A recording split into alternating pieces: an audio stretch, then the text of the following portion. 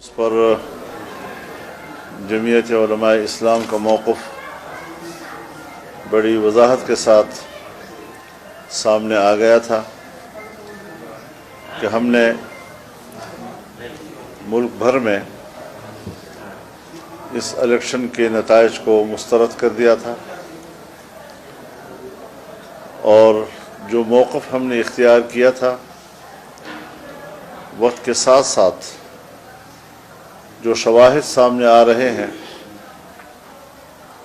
وہ ہمارے موقف کی تصدیق کر رہے ہیں۔ پاکستان کی تاریخ میں ہمارا یہ خیال تھا کہ 2018 میں سب سے بڑی داندھی ہوئی ہے، لیکن 2024 نے تو اس کا بھی ریکارڈ توڑ دیا ہے۔ اس حوالے سے جمعیت علماء اسلام کی مرکزی مجلس عاملہ نے ہر چند کے پارلیمنٹ میں جانے اور تحفظات کے ساتھ جانے کا فیصلہ کیا، لیکن اس صورتحال سے چاروں صوبوں میں جا کر صوبائی جو ہمارے جنرل کونسلز ہیں، مجالس عمومی ہیں، ان کو اعتماد میں لینا۔ چنانچہ ہمارا پہلا اجلاس صوبہ خیبر پختونخوا میں ہوا، اور ابھی دوسرا اجلاس ہے یہاں کراچی میں ہو رہا ہے، اس کے بعد پھر پنجاب میں جائیں گے۔ بلوچستان میں بہت سخت سردی ہے، مختلف اطراف سے لوگوں کے جمع ہونے میں دقتیں آ رہی ہیں، تو اس کو فی الحال مؤخر کیا ہے۔ لیکن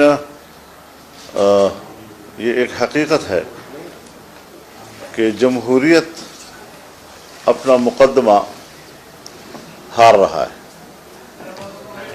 اور پارلیمنٹ اپنی اہمیت کھو رہی ہے۔ اس صورتحال میں اب کیا کیا جائے؟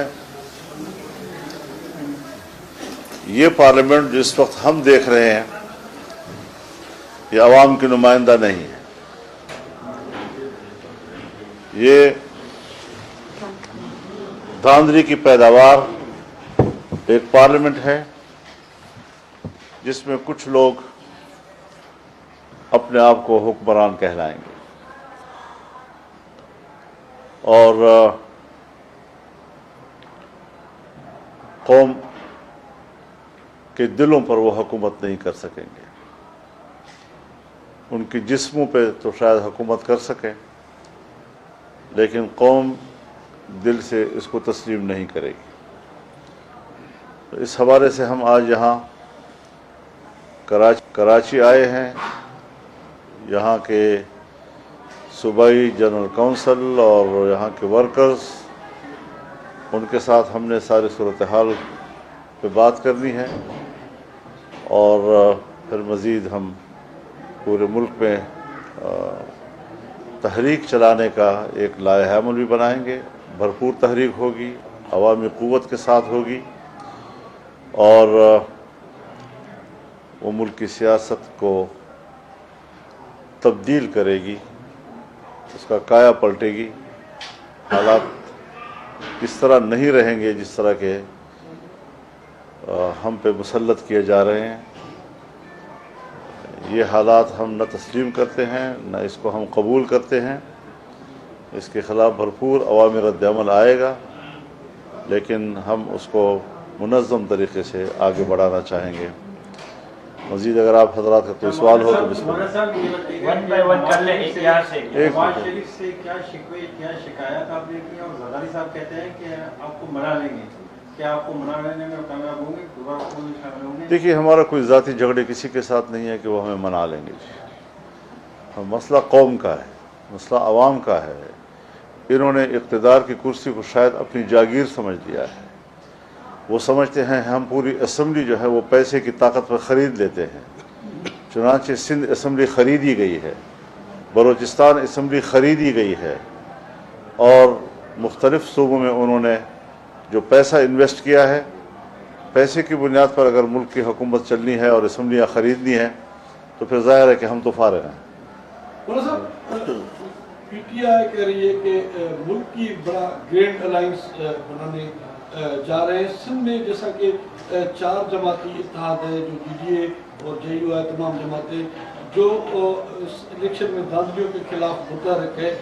کل رات آپ کی جی ڈی اے کے رہنماؤں سے ملاقات ہوئی ہے، کیا سندھ میں اس جو احتجاج جاری ہے اس کو مزید وسیع تر بنایا جائے گا، اور گرینڈ الائنس جو بننے جا رہا ہے اس کے حوالے سے؟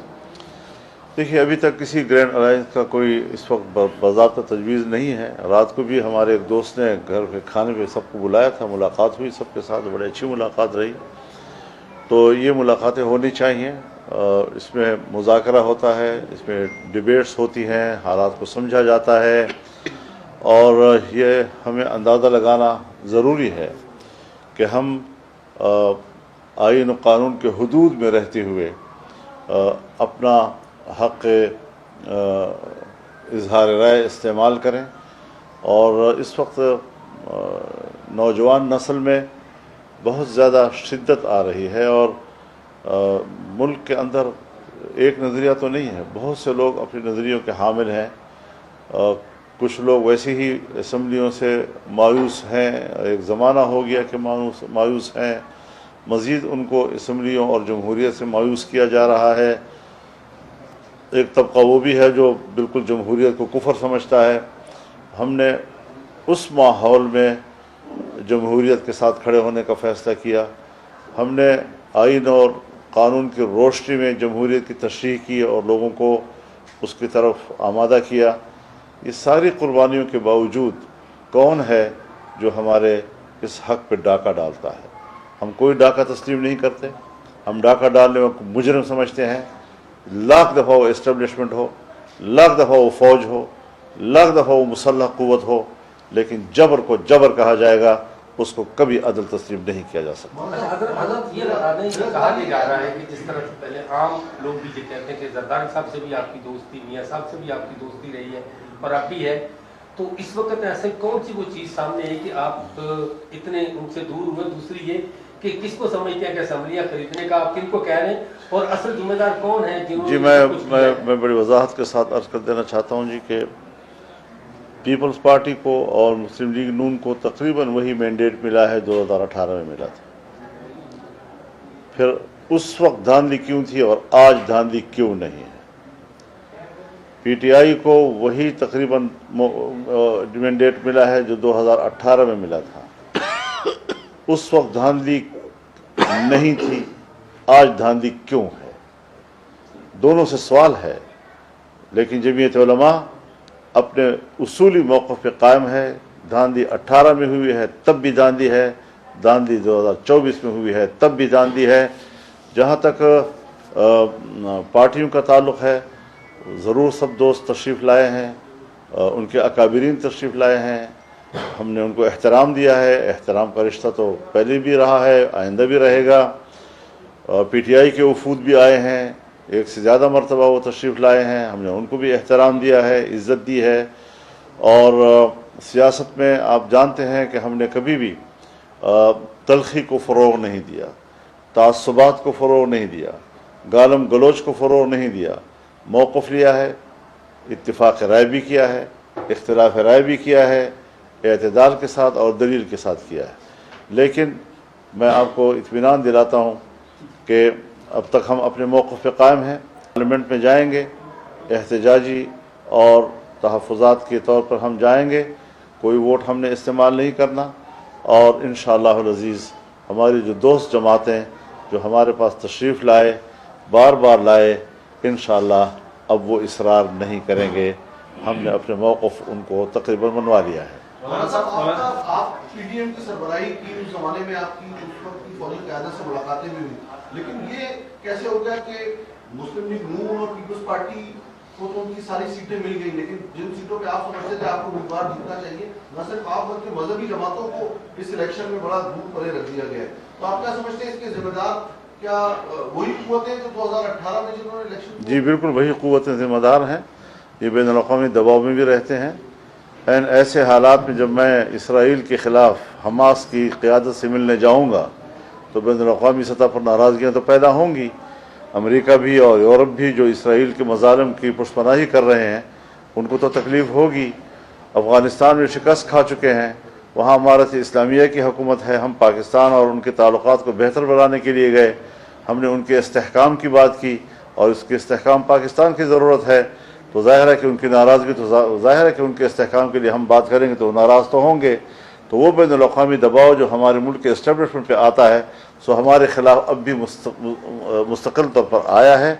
और यहाँ पर भी जिन लोगों को ये ख़तरा था कि शायद फजलुर रहमान आने वाले वक्त में हमारे मुकाबले में सदारती उम्मीदवार बन सकेगा, उन्होंने भी अपनी तिजोरियाँ खोली हैं। मौलाना साहब ये बताइएगा, मौलाना साहब यहाँ से ले लीजिए, देखिए तो यहाँ से 3 हो गए, यहाँ से ले लें फिर इधर। वज़ीर आज़म के लिए आपने अपने राय या वोट जो है वो इस्तेमाल नहीं किया, सदर के उम्मीदवार के लिए भी यही फैसले पे कायम है या वोट इस्तेमाल करेंगे? इसी फैसले पे कायम है।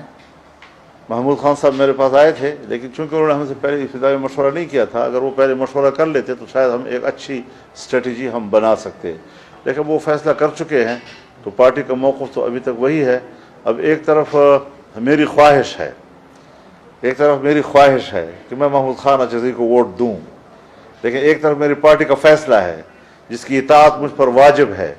तो ख्वाहिश और वाजिब का जब मुकाबला होता है तो वाजिब की इताअत करनी होती है, ख्वाहिश की नहीं।